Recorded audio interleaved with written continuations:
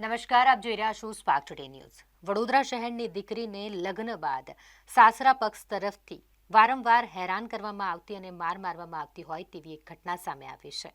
શહેરના ગોરવા વિસ્તારમાં નિસાર રેસિડેન્સીમાં રહેતી આ દીકરી કે જેના લગ્ન કરવામાં આવ્યા તેના 1 મહિના બાદ જ પતિ તરફથી અને સાસરા પક્ષમાં સાસુ અને નણંદ તરફથી આ દીકરીને વારંવાર હેરાન કરવામાં આવતી. પોતાના પિયરમાંથી પૈસા લઈ આવવા માટે તેને દબાણ કરવામાં આવતું. તે પોતે પ્રેગ્નન્ટ હોવા છતાં પણ તેને મારવામાં આવતો અને વારંવાર પોતાના પિયરમાંથી પૈસા લઈ આવવા માટે પતિ, સાસુ અને નણંદ તરફથી દબાણ કરવામાં આવતું, જેને લઈને આ દીકરી અત્યારે પોતાના પિયર જતી રહી છે. પોતાની દીકરી પોતાના સાસરે જતી રહે તે માટે દીકરીના માતા પિતા અને ભાઈઓ દ્વારા ખૂબ જ પ્રયાસો કરવામાં આવ્યા અને સાથે દીકરીના પિતા અને તેના ભાઈ દ્વારા સાસરે પક્ષ જઈને દીકરીને પાછી લઈ જવા માટે સમજાવટ કરવાનો પણ પ્રયાસ કરવામાં આવ્યો. પરંતુ આ દીકરીના પિતા અને ભાઈઓ જ્યારે સાસરી પક્ષમાં દીકરીના પતિને અને તેના તમામ સાસરી પક્ષના લોકોને સમજાવવા માટે પહોંચ્યા ત્યારે ત્યાં પણ સાસરી પક્ષ તરફથી આ દીકરીના પિતા અને તેના ભાઈ સાથે મારઝૂડ કરવામાં આવી છે. લગભગ 25 જેટલા લોકોનું ટોળું તેમના પર તૂટી પડ્યું હતું અને તેમને અલગ અલગ લાકડી અને હથિયારો વડે હુમલો કરવામાં આવ્યો હતો અને જેમાં આ દીકરીના ભાઈને ઈજા પણ પહોંચી છે. અત્યારે હવે આ પરિવાર ન્યાયની માંગણી કરી રહ્યો છે. દીકરીને જે રીતે વારંવાર મારવામાં આવ્યો, પૈસા લઈ આવવા માટે દબાણ કરવામાં આવ્યું અને તેને જે રીતે તડછોડી દેવામાં આવી છે તેને લઈને આ દીકરી અને તેનો પરિવાર ન્યાયની માંગણી કરી રહ્યું છે. ये मेरी बहन है, छोटी बहन. इसकी हमने शादी की है शोएब पठान गुलफाम के लड़के के साथ. शादी के 1 महीने के बाद, 1 महीना तो उन लोगों ने ठीक ठाक रखा क्योंकि हमने दहेज में उनको 15 लाख रुपए दिए थे और 2 लाख बुलेट के लिए दिए थे. उनकी मांगनी बढ़ती गई. 1 महीने के बाद इसको मारते गए, तोड़ते गए, फिर भी इसने कुछ नहीं बोला. 6-7 महीने ऐसे बीत गए, फिर भी नहीं बोला इसने. फिर प्रेगनेंसी हुई. प्रेगनेंसी के टाइम पे भी इसको एक बार मारा, तब भी हम इसको लेके आ गए कि बार बार मार रहे तो घर पे लेके आ गए.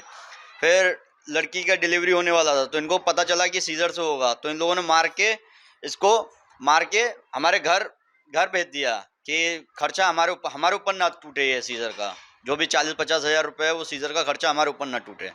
तो इन्होंने लोग मार के भेज दिया. और अभी रिसेंटली मैंने उसको 3 लाख रुपए उसने मुझसे मांगनी की कि मुझे 3 लाख रुपए चाहिए धंधे के लिए. मेरे पास मोबाइल में प्रूफ भी है, मैंने उसको ऑनलाइन ट्रांजैक्शन किया है, ऑनलाइन ट्रांजैक्शन भी किया है, मेरे पास प्रूफ भी है. और ये बहन को उसके आज 3 दिन हुए. 3 दिन पहले इसको मतलब भगा दिया घर से. तो हम लोग बात करने गए कि सोना इसका जो था वो बेच दिया. इसने हमको बताया नहीं कि मेरे से चैन लेके गया है, वो चैन और मेरा 25 तोले सोना लेके गया है. ये इसका बाप बहुत बड़ा अय्यास है, दारू पीता है और हर अय्याशी करते हैं ये लोग अपने भट्टे पे जाके.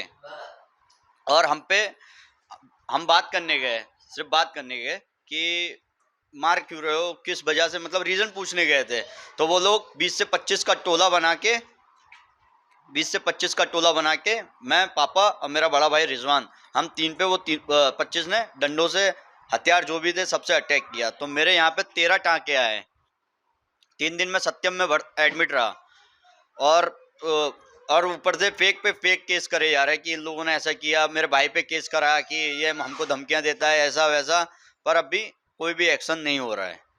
हमको जस्टिस चाहिए इस लड़की के लिए. एक्शन मीन्स ऐसा कोई, मतलब पुलिस भी ऐसा कुछ नहीं बोल रही है कि हाँ हम करेंगे, कि ऐसा इंस्टेंट रिजल्ट नहीं दे रही. और ना ही उनको अभी तक खुले में वो घूम रहे हैं, शादियों में शादी अटेंड कर रहे हैं, पर अभी तक उनको अरेस्ट नहीं किया है.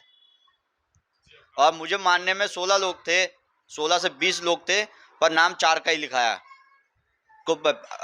उसको 18 लाख रुपए पैसे दे चुके हैं धंधे के लिए. पहले उसने बंगले के लिए मांगे कि हमको बंगला चाहिए, तो बंगले में हमने जाके बिल्डर को भर दिए. और इस चीज़ का, हर एक चीज़ का हमारे पास प्रूफ भी है. हमने जाके बिल्डर को भर दिए कि पैसे तुमको, मतलब हमारी बहन का घर हो जाएगा. उन लोगों ने डिमांड की कि हमको डुप्लेक्स चाहिए. तो हमारी जो हैसियत थी 18 लाख की, तो हमने वो दे दी उनको. वो जाके उन्होंने हमारे साथ स्कैम कर डाला कि मेरी सास नंद बहुत डेंजर है, मुझे रोज़ मरवाती है मेरे आदमी से और ये कहती हैं कि है ना ये नौकरानी है, इसे तलाक दे दे, ये रखने लायक नहीं है. मेरी लड़की सीजर से हुई, मेरी लड़की मेरे मैके भेज दिया मुझे. और है ना मुझे मेरी लड़की को भी नहीं देखा, ना मुझे देखा। ये कहा कि है ना ये मेरी लड़की नहीं है, मेरा आदमी ये बोलता है। और मेरी सास, मैं मैया सास का लड़का है ना, वो तरीक ये कहता है जैसे तलाक दे दे, मैं तुझे है ना दूसरी तेरी शादी करवाऊंगा। और मेरे माँ बाप ने पैसा दिया तो ये 18 लाख दिया बिल्डर को, तो मुझे ले जाके मकान लिवा के बिल्डर से लेके फिर है ना पैसे मेरे ले आए। ये क्या मुझे धंधे में यूज़ करना है, तो मैं उनके संग गई तो उन्होंने पैसा ले आए और उन्होंने अपनी अय्यासी में बर्बाद कर दिया। किस इंसान ने बर्बाद करे आपके पैसे? मेरी सास, नंद, ससुर और सोएब। रामबाड़ी अहमद रजा नगर में। और आपको क्यों तंग करने में आता है? ये कहते हैं कि और पैसा लेके आओ। मेरे भाई ने 3 लाख रुपया दिया, वो भी उन्होंने ले लिया। फिर कहते हैं और लेके आओ। किस वजह से आपको बोलते थे? इस वजह से कहते हैं कि दहेज और लेके आओ और पैसा लेके आओ। कि जेवर मेरा बेच दिया मेरे आदमी ने। ये जेवर मैंने 3 महीने मांग रही हूँ, मेरा जेवर दो, तो बता नहीं रहा है और बेच दिया मेरा जेवर मुझसे लेकर। कितना आपका जेवर है? 25 तोले था मेरा जेवर। और ये मेरी लड़की है, इसे मेरी नंद है ना, ये कहती है ये लड़की है ना तेरी नहीं है, किसी और की है ये, और अपने बच्चे पलवाती है कि मैं ही रहूंगी मेरा। और मुझे मरवाती है, ये कहती है नौकरानी है, इसे नहीं रखना। इसकी छोकरी मेरी छोकरी को भी आदमी से मरवाती है। कुछ भी कर और कैसे भी करके तू पैसा लेके आओ। जेवर मेरा सब बेच ही दिया उसने और कहता आप पैसा लेके आओ। तो मेरे माँ बाप कहाँ तलक करे, मैं तो मरने जा रही थी, तो मैंने ये सोचा मेरी लड़की का मुंह देख के मैं वापस आ गई। और मुझे रोज तंग करते, कब तक मेरे माँ बाप साथ देंगे। गाली इतनी गंदी देता है मेरा आदमी। और मेरी नंद सबसे ज्यादा ये काम करवाती है, इसे मरवाती है, मुझे बेल्टों से मरवाती है, डंडों से मरवाती है।